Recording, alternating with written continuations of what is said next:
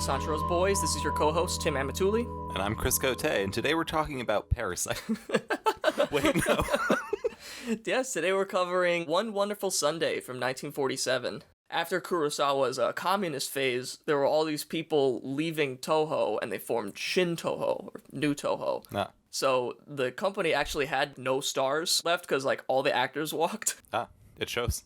Yeah. So they were like, all right, we got to have this movie with no names now. We have to essentially create new stars out of these people. So we're winding up with kind of like a more neo-realism movie than anything, which definitely feels like a departure from everything that we've seen so far. Yeah, I noticed, if not right away, within the first couple minutes, that this very clearly was neo-realism inspired.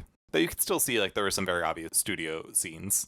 And actually, I thought they stuck out compared to, the rest of the more neo-realist. A lot of it was, shot on location just in, I assume, Tokyo. Yeah, it's all in Tokyo. Then there's some scenes where it's like, oh, they're on a set. It, feels kind of weird now. That looks so much more fake compared to, running through the streets. Don't get more real than real. But, yeah, no, this is clearly neorealism inspired in content. And speaking of content, should I run through the plot? Sure.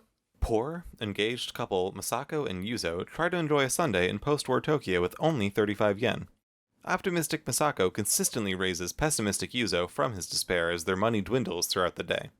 The pair checks out housing options in the city, play baseball with a group of children, go to the zoo, attempt to get tickets to various shows, pretend to own their own cafe, and finally mime an orchestra performance in an empty amphitheater. With renewed optimism and a passion about the future, Yuzo says goodbye to Masako as she boards a train, promising to see him again next Sunday. Yeah, so it's set in 2020. A poor couple can't navigate the city life. Yeah, this movie took place in February 2020. It's cold. Everyone's homeless. They learn a house is for rent. Not even how much, just the fact that a house is for rent at all. And they're like, holy shit, where? We gotta go there right now. They run to the house that's for rent. And the guy's like, I grew up in this bedroom. It has no light. The only view is of the toilets of the factory. It has no climate control. It's hot in the summer. It's cold in the winter. Don't rent it. And then the landlord comes in and he just looks at him and he's like, oh, so you're interested then. I actually, until you mentioned that, forgot how extremely funny that scene was. I thought that was so funny. They go to the secretary for this housing unit and he's just miserable. And he's like, I'm begging you, don't rent this apartment. And the guy comes in 3 times. It's like a sketch, honestly. It's just alternating between hey, no. Yeah, he says nothing. He just looks at him. That's a few minutes into the film.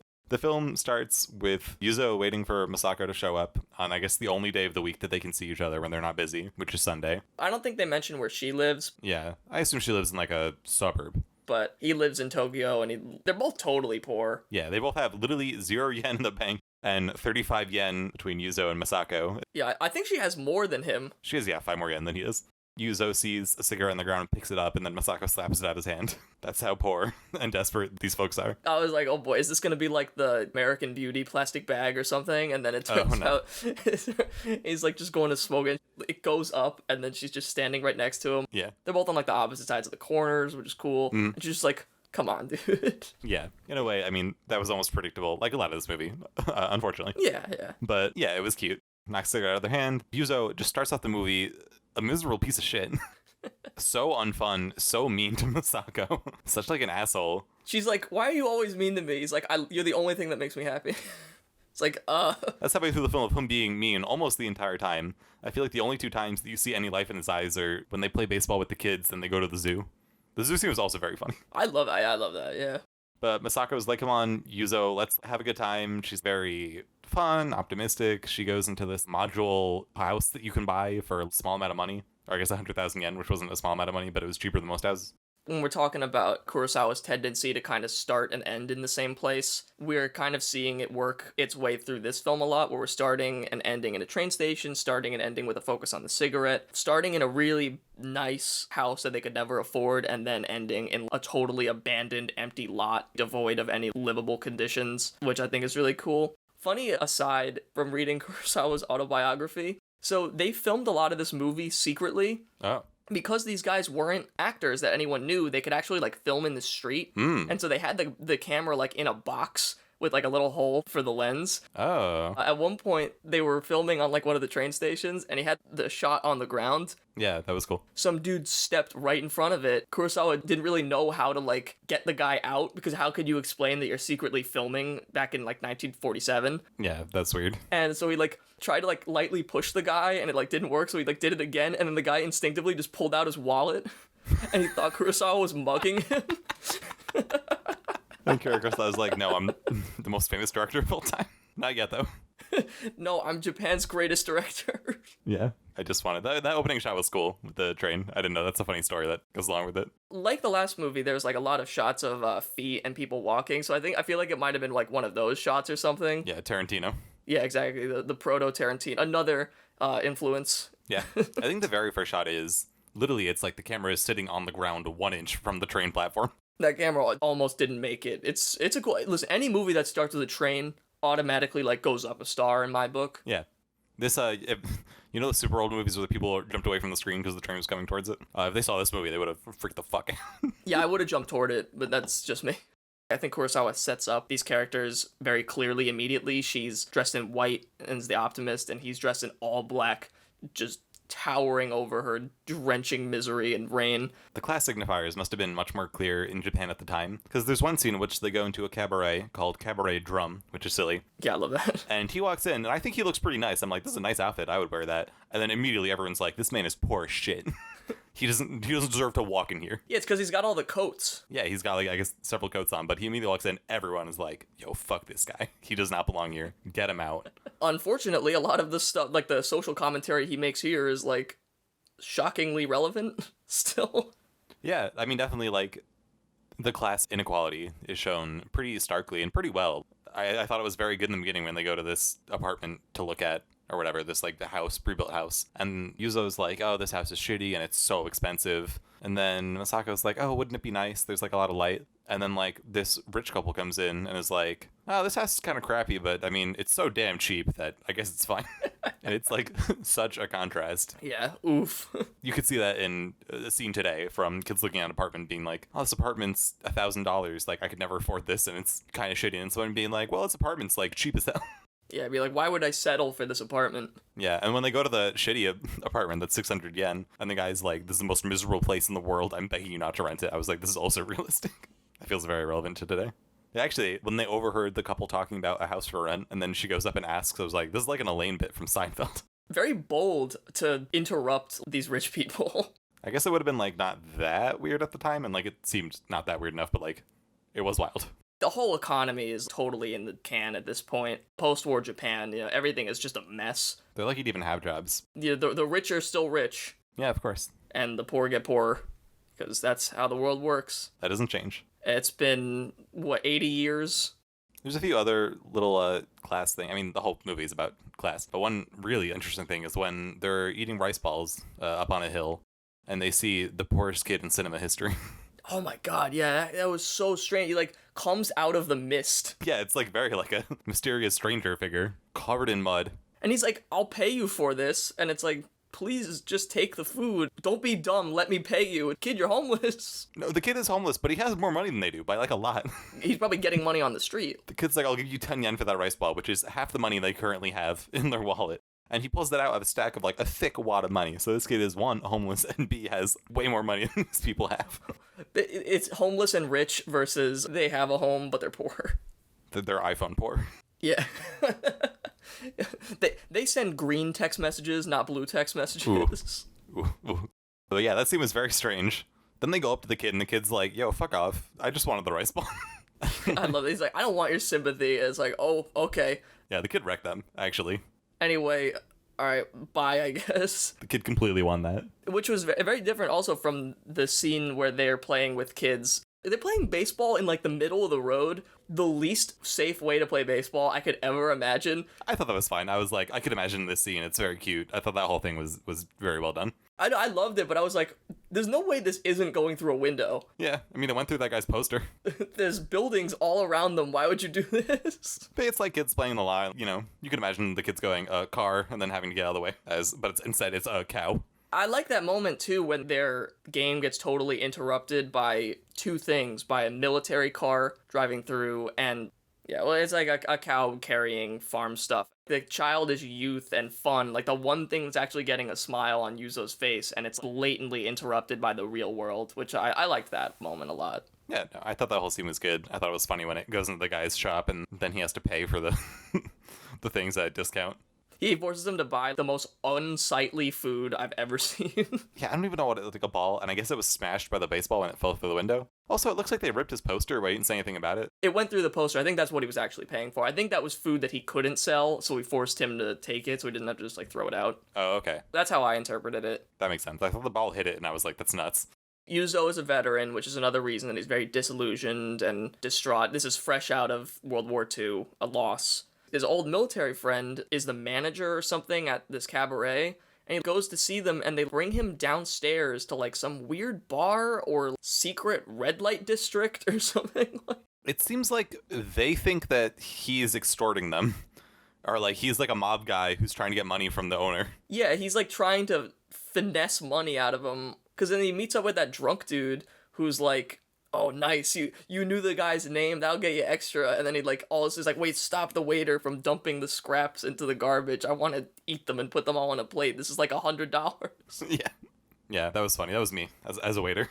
Yeah, that seems wild. And then they like give him something for his time. I don't know what it was. I don't know if it was yen or tickets to the cabaret. I think it was money. On the inside, like I felt like that showed a nice character beat where it's like, he's so angry and wants money, and yet when he gets it in this like unsound, gross kind of way where he just doesn't feel right, he just leaves it behind despite the whole time like really wanting it. Yeah, I mean, I thought that was stupid of him, but I guess it was honorable.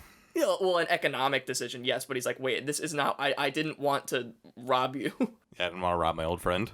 They do go to a zoo. It's in between cabaret drum and just complete misery. The zoo is typically that moment. Scenes shot seconds before disaster. Yeah, it's the last stop before Oblivion. But yeah, I love it where like they're just comparing every zoo animal to like types of people or specific people that they know. The zoo scene was extremely funny. They see this bird and they're like, that bird's depressed. I have a long neck. I saw the giraffes. I was like, oh, there I am. Yeah. Oh, it was super funny when they're like, yo, those giraffes have a nice house. And it's got central heating too. Like, those giraffes live better lives than we do. Yeah. That's how I feel like seeing tigers eat like sirloin steak. Like, damn, I wish that was me. Yeah, they probably thought that too. These guys are well fed, they're happy, they don't know human misery. They're not poor, they're just endangered. No, that whole scene was very good. They go up to a monkey like, that monkey thinks it's better than us. Yeah, they were like challenged by a monkey. Yeah, but like that monkey thinks that we're the show and he's the visitor. They're like, wait a minute, who's the real show here? It's all extremely funny. And we don't see them either. It's only shots of the animals, which I think is cool. That was a budgetary constraint, but I think that was just one guy with the camera going to the zoo, taking shots and thinking, oh, let's say something about this. This really says a lot about society. Yeah. At one point they go, I don't even know what animal, but they go up to some animal like, this animal's depressed, and then she's like, you're depressed, Yuzo. And it becomes the Chad meme. Yes. Yes. The whole scene was cute. There's an extremely frustrating scene at the concert.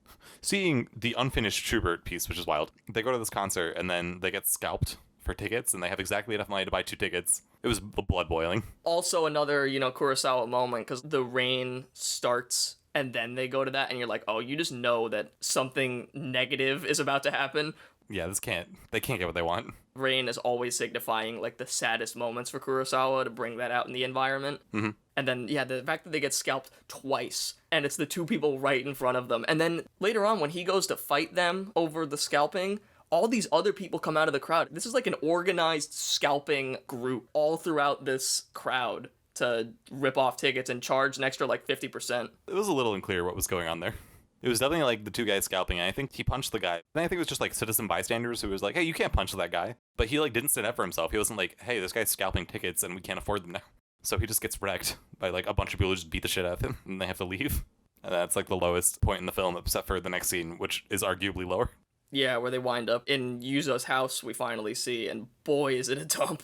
Yeah, Yuzo's house is a total dump. There is like a cleaning lady though, which is strange. And then like in a very weird scene, Yuzo essentially like has a breakdown and then tries to assault Masako, kind of. Kind of. He did something similar to that in a previous scene. I noticed it was like, the rule of threes. There was a moment where he tries to kiss her earlier and she pushes him off, despite the fact that they're engaged. Yeah, they've been dating for years. Yeah, something. At least a year, maybe 9 months. 9 months minimum, because like it's winter and they met in spring. Yeah, he tries to kiss her again, and this one he's just like emotionally distraught and all over the place. At the end, she finally accepts it, and they finally make out. It was kind of wild. I was thinking the entire film, I was like, you should just go home and have sex. Like, there's nothing to do. You don't have any money. Like, yeah, that's free. People pay for that, actually.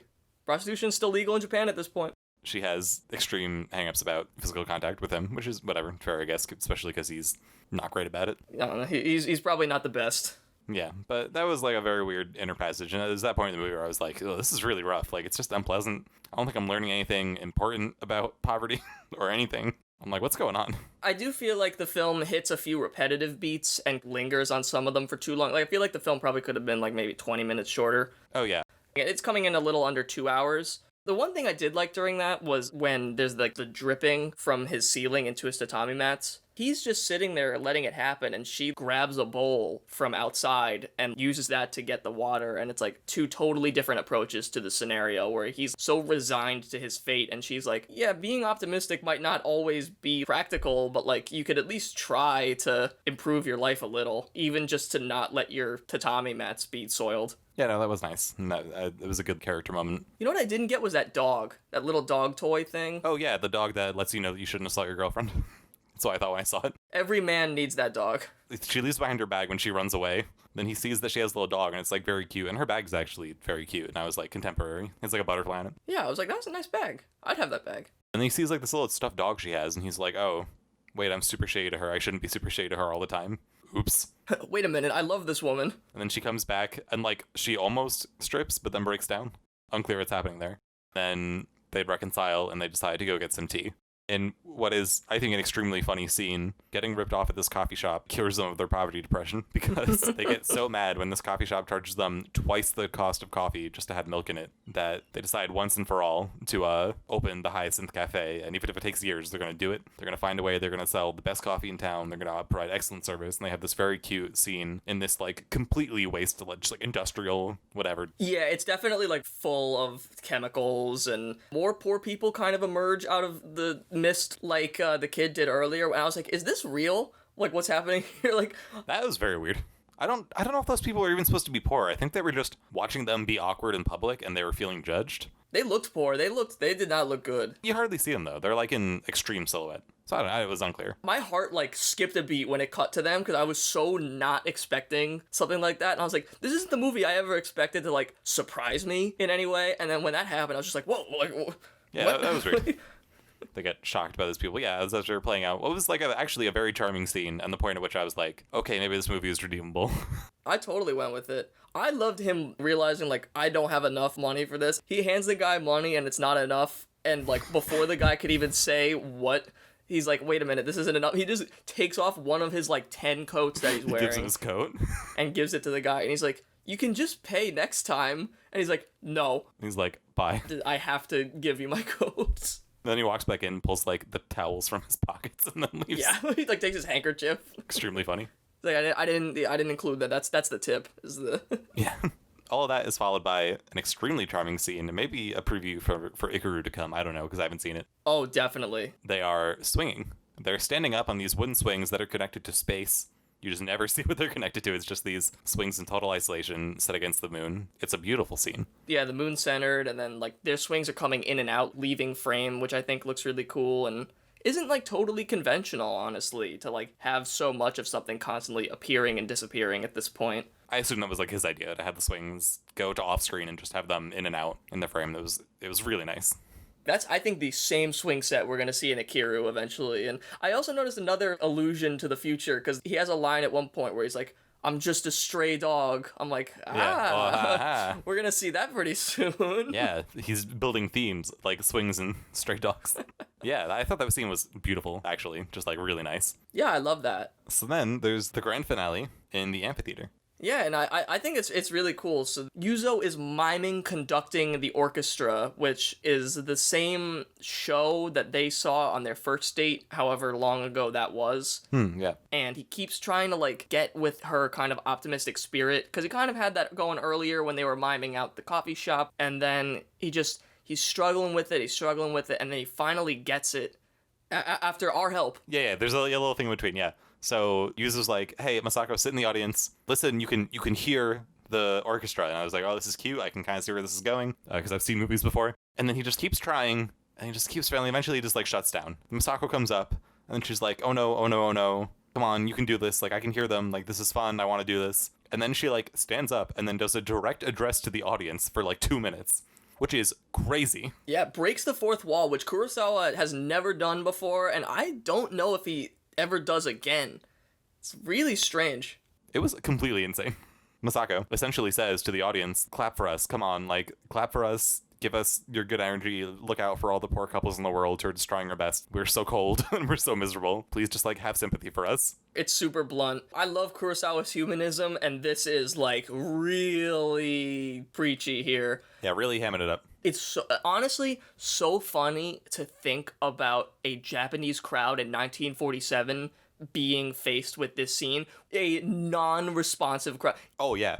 All I could think was, like, what was it like in theaters? If you want to know, you can read Kurosawa's autobiography, because he says that it absolutely tanked in Japan. Oh, no. That there was absolutely no audience participation at all. He was watching it with people, and he's like, oh my god, this is so awkward. Like, everyone is so uncomfortable. They're supposed to I was clapping. I was snapping. I took such a risk. But then when it played in France, Hell yeah.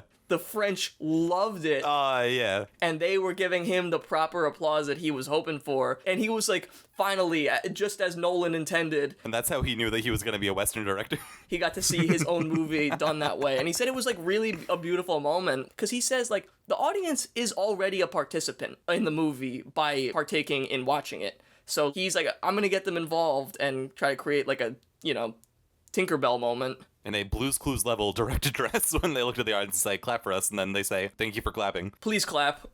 But no, actually, I was thinking, like, in theaters, this must be an extremely beautiful moment. I was snapping in my chair, and I was like, in the entire scene, for, like, the previous, 10 minutes, I was like, Akira Kurosawa, you have to play the music. If we don't hear the music as they stand in this empty amphitheater, I'm gonna lose my goddamn mind. I'm gonna give this movie 1 star.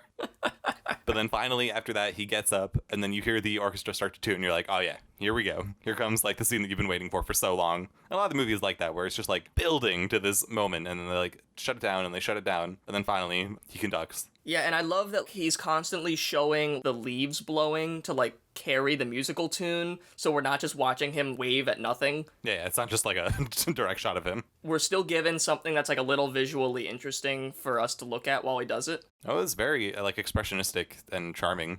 Like I said, Fellini-esque, I guess it's from classic Hollywood, too.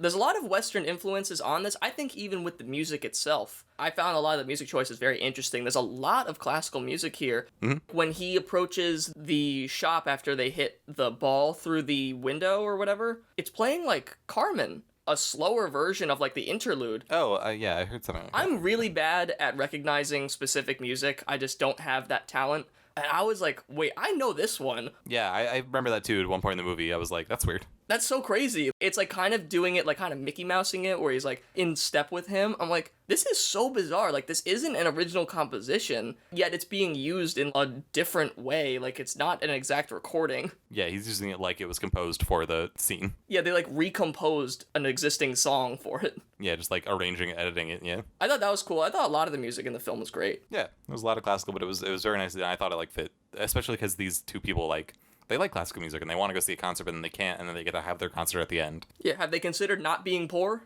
But yeah, no, that scene was beautiful, and I was so happy to finally have. There's like one crazy crane shot that I like don't know how they did, where it starts on Masako's face and like zooms up to like the top of the amphitheater looking down at him. Yeah, that felt like a very Hollywood shot with like the dollies in and out and everything. Yeah. I was like, how could they afford this? Yeah, very neorealist. We snuck in the crane. You can use cranes in your house if you want. It was a construction crane. We just couldn't see it. I was like, maybe. They were just dragging him up like scaffolding. It was just a guy climbing onto another guy, climbing onto another guy. Yeah, they were just handing the camera off really smoothly. Yeah, beautiful scene. And then they They both start crying. Yeah, they do that a lot. And then she runs up to them, and they finally have their big movie kiss. And then she takes the train home at like 4 a.m. in the morning. Yeah, I know. Like, it really, I'm like, how late is it? You did so much. Like, I can't do anything with my day.